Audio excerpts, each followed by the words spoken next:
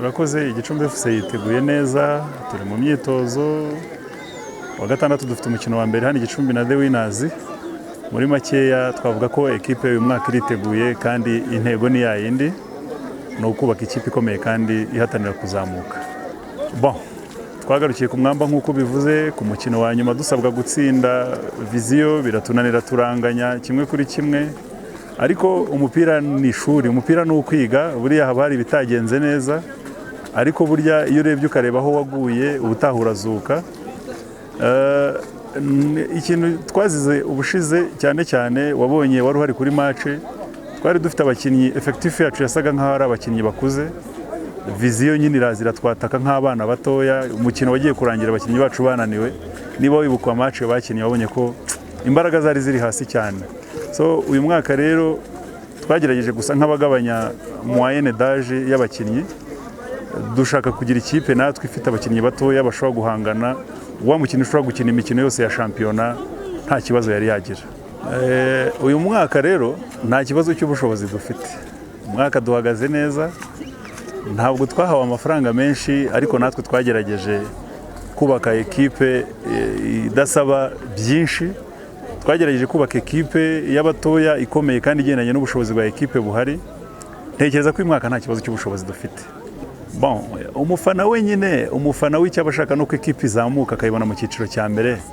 Ariko mwagiye mubona imyaka yagiye ibanza, ekipe irazamuka, ikamanuka, yongera izamuka, yongera imanuka. Ikintu cyagiye gikunda kubitera ni ukutagira uburyo buhamye bwo kubaka ekipe. Ugasanga ekipe uyu munsi irubatse, urazamutse ugeze mu cyiciro cya mbere, wubatse ekipe guhera ku muzamu kugera ku mwataka, ntabwo ekipe ishobora gukomera, ntabwo bishoboka. Ariko nibura ubu ngubu abafana baramutse bumvishe iyi politike dufite yo gutangira twubaka ekipe iri jene, bakareka tukayubaka, uyu munsi izamutse icyiciro cya mbere umwaka utaha, cyangwa se nubwo itazamuka izamuka umwaka utaha ukurikiye, waba ufite icyizere cy'uko ufite ekipe izamutse. Mwene handi uza uje kuyiranforsa, atari ugusenya ngo ngere kubaka bundi bushyashya. Football y'uyu munsi isaba abakinnyi bamenyeranye, ntabwo ushobora gukora ekipe nshyashya buri mwaka ngo uzambwire ngo izakomera. Nicyo kintu turimo gushaka gukosora.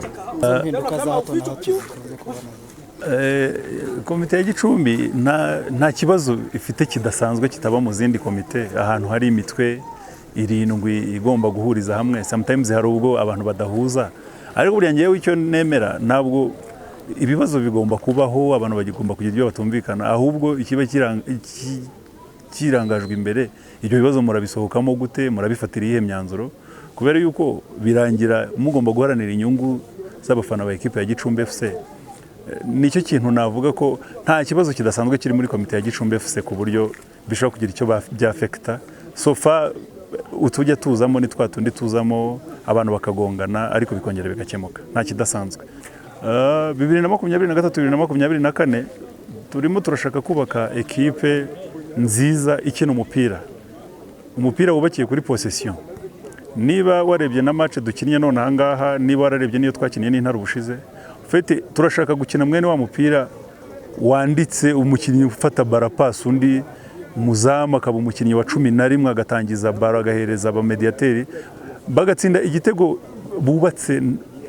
Turashaka mbere na mbere kubakira abafana ikipe ikina umupira bakaryoherwa.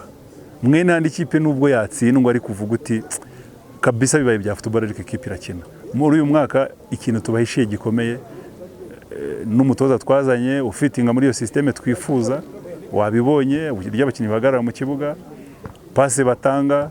Turashaka kubaka umupira uryoheye ijisho hamwe, football d'ambiance ku buryo hano abafana ba Gicumbi FC uzajya ubona ko baryohewe kabisa. Ubwo kuzamuka tubyibagirwe tutegeza umupira mwiza. Oya, kuzamuka byo n'urucabana.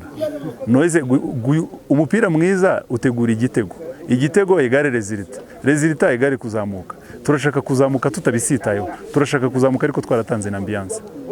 Erega buriya uramutse urebye nko muri iri tsinda ama ekipe arimo akomeye n'ama ekipe y'uturere, kandi Gicumbi FC ntabwo ari yo nsina ngufi, amabije y'uturere aba yenda gusa nkangana, kandi izo kipe nazo zizajya zizi Gicumbi. Iyo ntekereza atari parametre ishobora kudutera ubwoba, tuzajya tugira Rusizi nabo bazi Gicumbi. Numva ibyo nta kibazo twabigiraho, kandi turi kumwe na nyobozi y'akarere, turi kumwe uyu munsi, aho twagira imbogamizi twakongera tukabitabaza kandi bazadufasha. umutsindo ntabwo yari bateye aho yahabe na gatoya 11 kuri 11 nta tuzahangana